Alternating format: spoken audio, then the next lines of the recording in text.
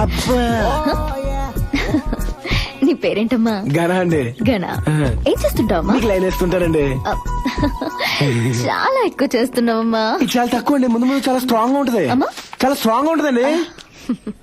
ఎందుకురా ఇలా నా వెంట పడుతున్నావు? ఏ ఓట్ల కోసం నువ్వు మా వెనకాల పడలా? మీ అవసరం మీది, మా అవసరం మాది. Demand supply.